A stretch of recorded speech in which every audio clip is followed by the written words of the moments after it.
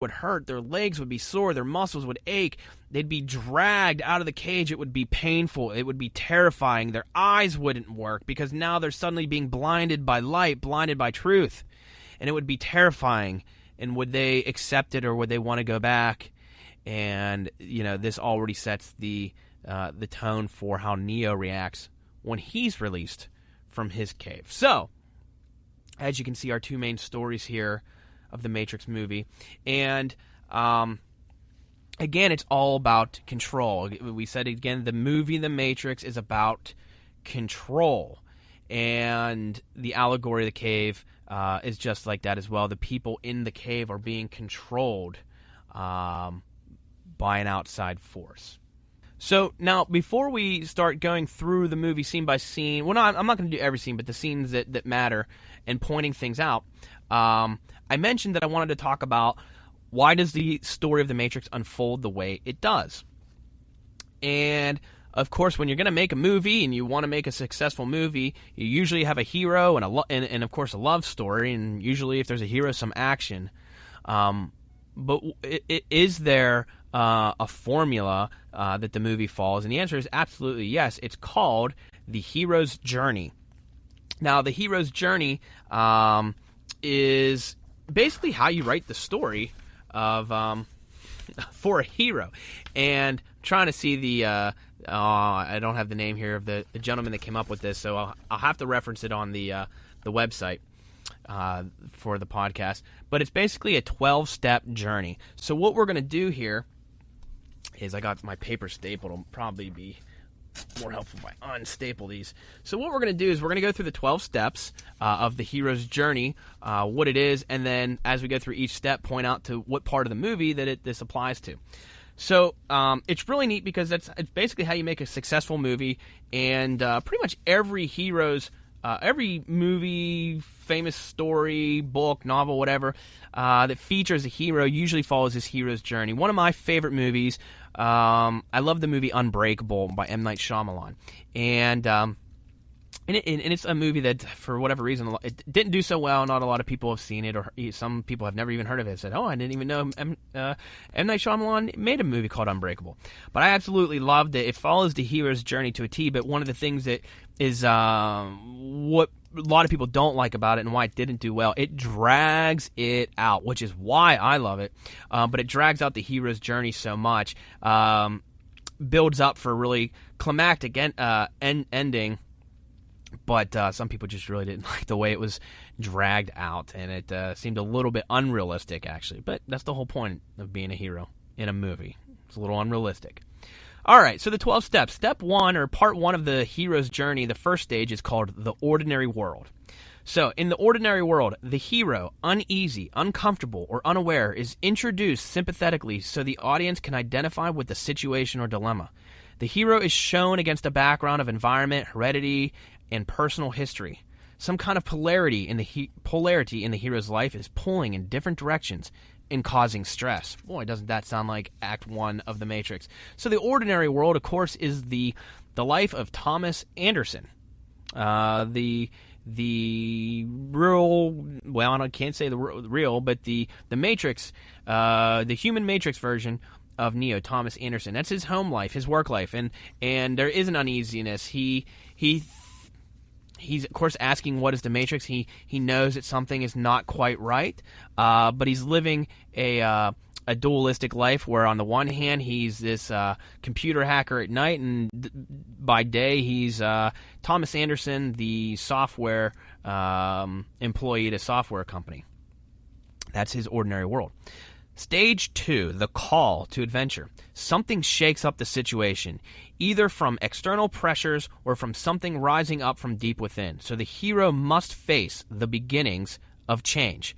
And this, of course, the call, what is this called? The call to adventure. In The Matrix, it is literally a call. This is when he's at work and gets the call from Morpheus, where FedEx delivers a package. He opens up, it's a phone. As soon as he takes out and holds the phone, it immediately rings. He gets a call from Morpheus. Basically, Morpheus is telling him that the agents are there to get him and that he needs to get out. So basically, this is where the adventure begins. He is called to adventure. Now, stage 3 of the hero's journey is refusal of the call. So you've got to make things interesting. You can't just have the hero immediately accepting the call and going off fighting a battle and winning, because that would be a quick story and quite boring. So stage 3 of the hero's journey is refusal of the call. The hero feels the fear of the unknown and tries to turn away from the adventure, however briefly. Alternately, another character may express the uncertain and danger ahead. So in this case, and they sort of foreshadowed in the movie, but basically, so it's all in the same scene. First, Neo gets the call from Morpheus, and while he's on the phone, Morpheus is trying to help him escape that building, his workplace building, because the agents are after him. And he guides him down the hall into the office where he just got reprimanded by his boss for being late.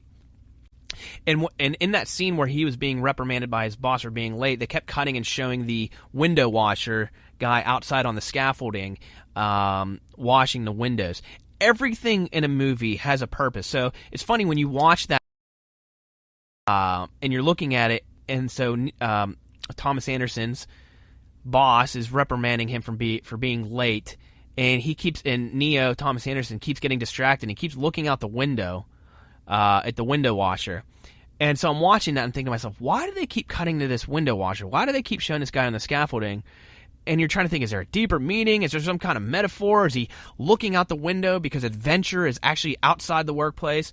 And it's funny, so you can try to analyze it and get deep into it, but at the end of the day, it's mostly just so that you are aware that there's a scaffolding there. So basically, the refusal of the call, stage 3 here, is Morpheus tries to help him escape the building, but he tells him he has to go climb out the window, which he does, and then he has to get onto the scaffolding that the window washer was on, and basically take the scaffolding up to the roof so he can get away from the agents. So he goes out and he's trying, and he drops the phone, and he's scared. He thinks he's going to fall and die, and he says he basically is saying, "This is crazy.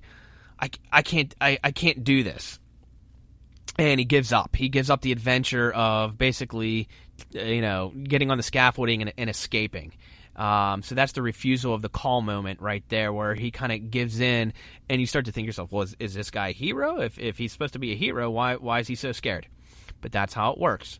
So the next stage of the hero's journey is meeting with the mentor. The hero comes across a seasoned traveler of the worlds who gives him or her training, equipment, or advice that will help on the journey. Or the hero reaches within to a source of courage and wisdom. So, of course, stage 4, meeting with the mentor, this is when Thomas Anderson, Neo, meets with Morpheus. This is when they finally meet. And Morpheus basically begins to give him a choice, which this leads right then into stage 5, crossing the threshold. At the end of Act 1, the hero commits to leaving the ordinary world and entering a new region or condition with unfamiliar rules and values. Well, doesn't that just sound like Neo choosing the red pill, which is basically crossing the threshold? Because once he takes that red pill, he can never go back. So he basically meets with Morpheus, chooses the red pill, crosses that threshold. He can never go back to the mundane life of Thomas Anderson. So that is crossing the threshold, and it puts him in a whole new world. And no, I'm not going to start singing The Little Mermaid. Stage 6. Tests, allies, and enemies. The hero is tested and sorts out allegiances in the special world. So, in this stage, tests, allies, and enemies, this is basically when he's awoken on the Nebuchadnezzar. So he's there. He meets the rest of the crew on the ship. So he's meeting his allies. He later meets the Oracle, of course. The tests, this is when they start doing the training programs. And enemies, this is where he learns about the enemies. This is when he learns about who the agents really are, because they do the agent training program. And that's, of course, most guys remember that's the one that where we first see the lady in the red dress. So that is stage 6, tests, allies, and enemies.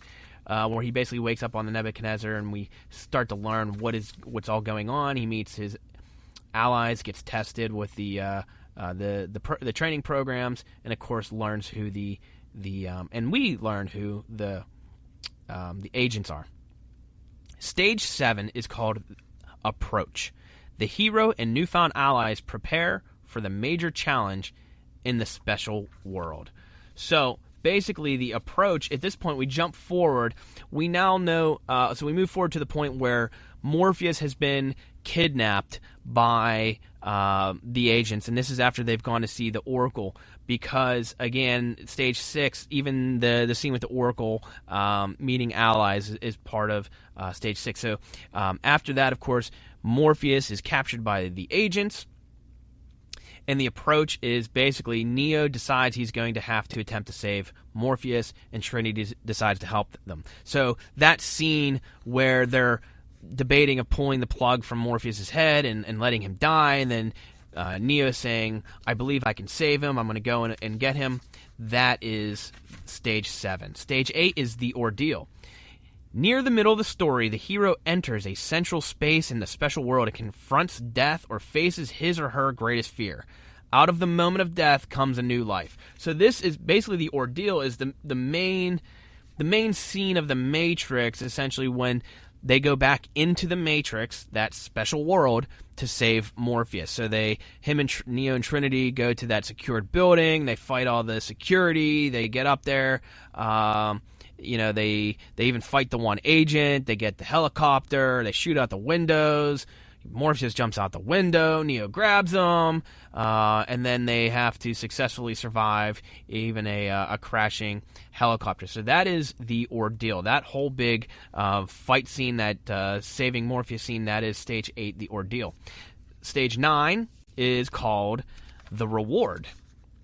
The hero takes possession of the treasure won by facing death.